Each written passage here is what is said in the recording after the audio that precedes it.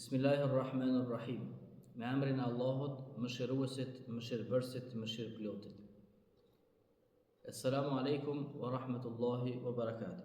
Paqja dhe mëshira e Zotit qoftë mbi ju, mbi familjet tuaja dhe mbi të dashurit tuaj. Të dashur vëllezërit e mi, të nderuara nëna dhe motra. Prej mirësive dhe begative dhe pasurive tona më të mëdha që sot e posedojmë në shpirtin ton, në zemrën ton, në jetën ton, padyshim është udhëzimi që Allahu dhe imani dhe besimi që Allahu i madhruar e ka mbjell në zemrat dhe në shpirtat ton. Ky besim nuk paguhet me asgjë. Ky besim shpërblehet me çdo gjë. Në këtë botë e padyshim edhe atë ditë kur do të takojmë Allahun e madhruar. Thuhet se Ademi alayhi salam e ka përmendur në jetën e tij dhe ka thënë se Allahu i madhreshëm ua ka dhënë ummetit të Muhamedit alayhi salam 5 gjëra të cilat nuk i ka poseduar asnjë ummet, asnjë popull para tyre. Dhe nuk do t'i ketë askush tjetër përveç ummeti i Muhamedit alayhi salam, ummet i të cilit shpresojmë dhe besojmë dhe mundohemi që edhe ne të jemi në jetën e kësaj bote. E para, thot Allahu i madhreshëm ma pranoi mua pendimin sa isha në Mekë. Allahu i madhreshëm ma pranoi mua kërkim faljen, pendimin, pishmallëkun sa isha në Mekë.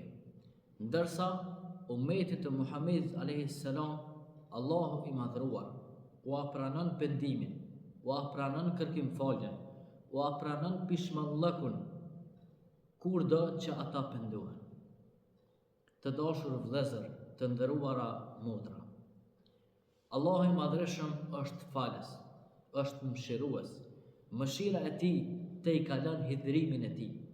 Mëshira e tij, butësia e tij është më e gjerë se sa toka dhe qielli. Të gjithë njerëzit sot që na duan dhe nuk na duan, që na duan dhe na urrejnë, në disa raste presin që ne të gabojmë. Vetëm Allahu na pret kur ne do të pendohemi, do të kërkojmë falje dhe do të drejtohemi Zotit fuqiplot. Është koha që tani t'i kërkojmë falje Zotit. Është koha që tani të pendohemi te Zoti, sepse Allahu ty të don. Allahu ty pendimin ta pranon. Allahu ty kërkim faljen ta pranon. Dhe padyshim, nëse ne i kërkojmë falje Zotit, do ta gjejmë atë. Nëse ne i kërkojmë mëshirë Zotit, do ta gjejmë atë. Nëse ne i kërkojmë pendim Allahut, do ta gjejmë atë. E dyta, thot Ademi alayhi salam, kur unë nuk ju binda Zotit fuqiplot, ai më zhveshi. Ndërsa ummeti i Muhamedit alayhi salam shpesh herë nuk do t'i binden Zotit dhe ai i ruan ata, nuk i zhvesh nga petku i tyre. Të dashur vëllezër, të gjithë jemi dëshmitar se shpesh herë na ik thirrja e Zotit. Nuk e dëgjojmë fjalën e Zotit. Nuk e respektojmë fjalën e Allahut.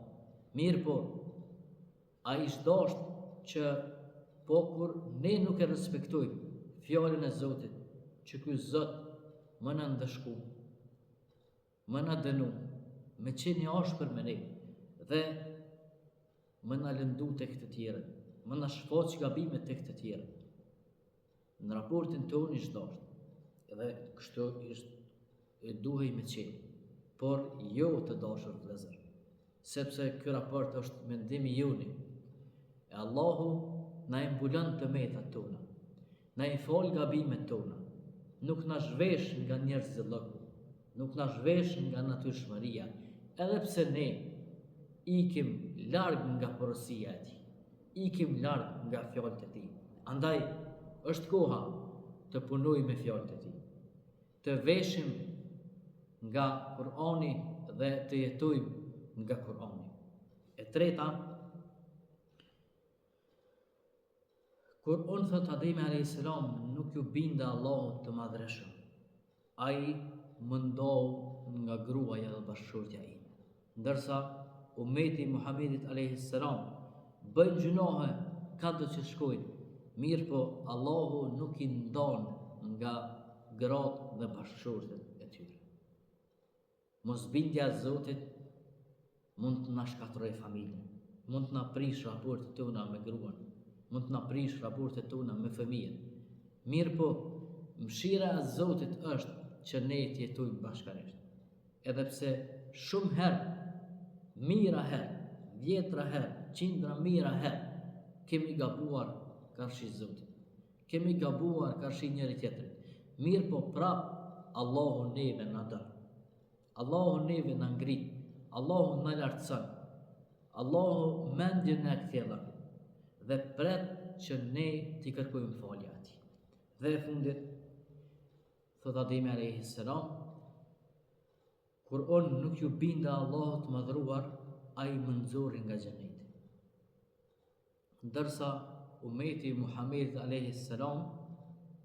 bëjnë gjunohe dhe hyjnë në xhennet, do të hyjnë në xhennet, kanë për të hyrë në xhennet, edhe pse kanë bërë gjunohe, me një kusht, nëse ata pendohen te Zoti i fuqiplot. Të dashur vëllezër, ktheni ju Zotin, njohni Zotin, lexoni për Zotin, mësoni për Zotin dhe mos jetoni ndryshe përveç se me Zotin, sepse nuk kemi asgjë pa Zotin. Më ka pëlqyer një dua shumë e bukur, i cili një njeri ishte lutë dhe kishte thënë: O Zot i madhreshëm, rob si une ti ke plot, njerëz sikur unë ti ke plot, ti je Zot, ndërsa unë përveç teje nuk kam tjetër Zot.